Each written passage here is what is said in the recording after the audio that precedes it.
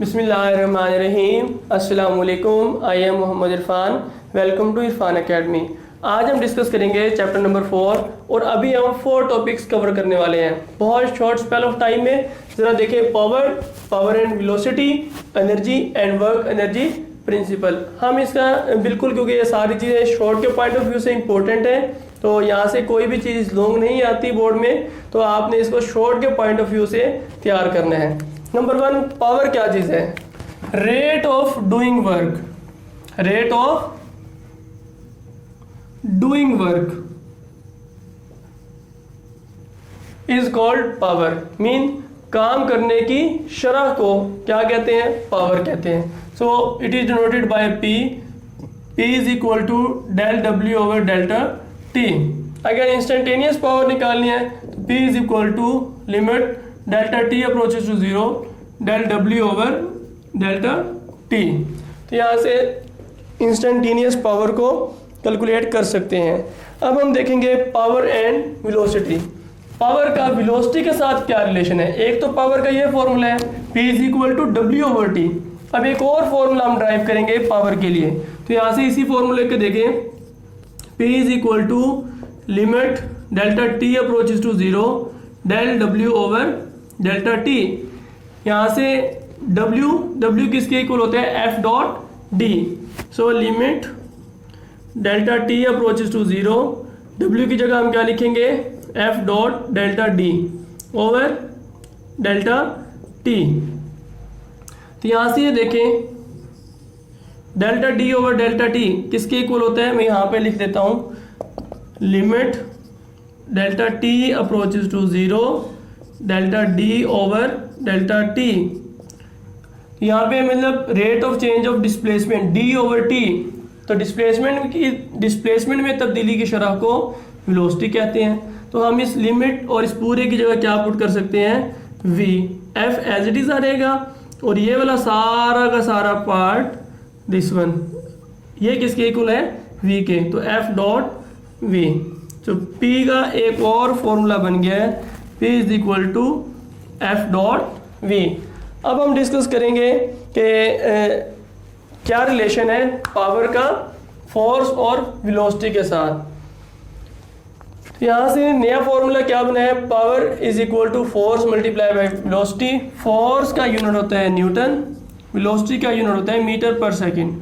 तो एक और फिर यूनिट भी बन गया, क्या? न्यूटन मीटर पर सेकंड। पावर का वैसे यूनिट वॉट होता है। अब आते हैं नेक्स्ट टॉपिक की तरफ, एनर्जी। एनर्जी क्या है? कि काम करने की शरह को एनर्जी कहते हैं। Okay, a body possesses energy if it is capable to do work. या काम करने की शरह को एनर्जी कहते हैं, या काम करने की सलाहियत को, the ability to do work. शरह नहीं कहेंगे हम, बल्कि कहेंगे काम करने की सलाहियत को एनर्जी कहते हैं। मतलब हम कहते हैं कि फलां शख्स बहुत ज़्यादा काम करता है, या वो कम काम करता है, या उसके एनर्जी लेवल बहुत ज़्यादा है, मतलब उसमें काम करने की सलाहियत बहुत ज़्यादा है। एनर्जी के 2 टाइप्स हैं, kinetic energy and potential energy. Kinetic energy 9th class में पढ़ के आ चुके हैं, K dot E is equal to half mv square. तो काइनेटिक एनर्जी होती है the energy possesses by a body due to its motion. जो मोशन की वजह से एनर्जी होती है उसको काइनेटिक एनर्जी कहते हैं। Potential energy the energy possesses by a body due to its position, mgh। यहाँ पे पोजीशन होगी, किसी न किसी सर्टेन हाइट पे होगी बॉडी, तब उसके अंदर जो है वो एनर्जी स्टोर होगी। इसी तरीके से अगर स्प्रिंग को हम स्ट्रेच करते हैं या कंप्रेस करते हैं, इलास्टिक पोटेंशियल एनर्जी हो जाएगी। ठीक है। Work energy principal, very important. Short के पॉइंट ऑफ व्यू से आपने इसको तैयार करना है, और बोर्ड में जो है ये अक्सर आ जाता है शॉर्ट क्वेश्चन के वर्क एनर्जी प्रिंसिपल क्या है। हम इसके लिए यूज करेंगे third equation of motion, 2AD is equal to VF square minus VI square. यहाँ से 2D मल्टीप्लाई, इधर जाके क्या हो जाएगा? Divide. A is equal to VF square minus VI square over 2A। यहाँ से D को एज इट इज रखेंगे और 2A को डिवाइड कर देंगे, VF square minus VI square over 2a। यहाँ तक मेरा ख्याल है क्लियर है। अब Newton second law of motion क्या होता है, F is equal to ma, क्योंकि force is directly proportional to mass and it is inversely proportional to acceleration. तो यहाँ पे हम क्या लिख सकते हैं, F D is equal to half M V square, F dot D is equal to half M V square.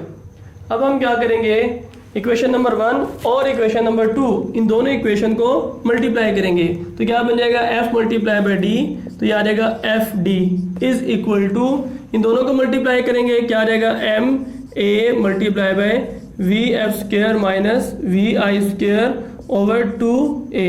अब ये a इस a से कैंसिल हो जाएगा। अब हम क्या करेंगे, 1/2 को स्टार्ट में लिख लेते हैं और ये आ जाएगा m, क्या बचेगा, V F square minus V I square. अब इनको दोनों को अंदर मल्टीप्लाई कर देंगे तो हमारे पास क्या आ जाएगा, 1/2m V F square minus 1/2m V I square which is equal to F dot D which is equal to work done W।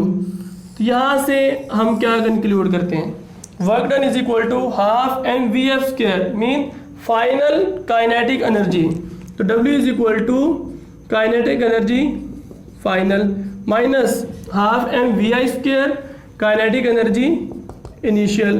Final minus initial क्या होता है, delta K E which is equal to W।